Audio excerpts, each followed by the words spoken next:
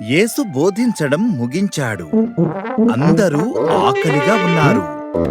ఆహారం కొనడానికి వారిని పంపివేయండి అని ఆయన శిష్యులు అన్నారు. కాని ప్రజలు దేవుని మీద ఆధారపడవచ్చని యేసు వారికి చూపించాలనుకున్నాడు.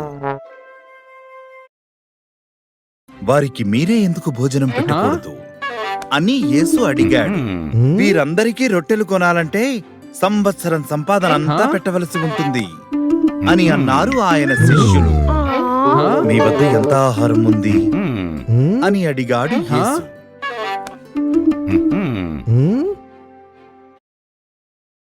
ఇక్కడొక బాలుడున్నాడు.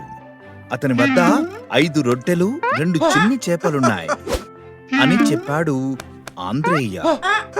యేసు చిరునవ్వు నవ్వాడు. మంచిది, ప్రజలందరినీ ఆ గడ్డి మీద కూర్చోమని చెప్పండి.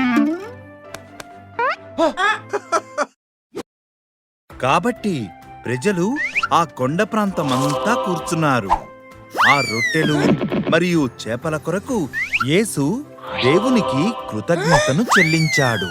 తరువాత ఆయన వాటిని విరిచి తన శిష్యులు పంచిపెట్టునట్లు ముక్కలుగా చేశాడు.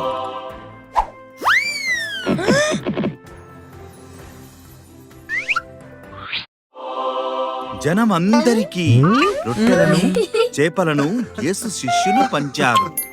అక్కడ మొత్తం 5,000 మంది పురుషులు, చాలా మంది స్త్రీలు, పిల్లలు కూడా ఉన్నారు. అందరూ తమకు కావలసినంత తిన్నారు. తరువాత శిష్యులు మిగిలిన ముక్కలను సమకూర్చారు. కేవలం 5 రొట్టెలు 2 చేపల నుండి మొత్తం 12 గంపల నిండా మిగిలాయి. దేవుడు వారిని సంరక్షిస్తాడని, ఆయనను వారు నమ్మొచ్చని ప్రజలు తెలుసుకున్నారు.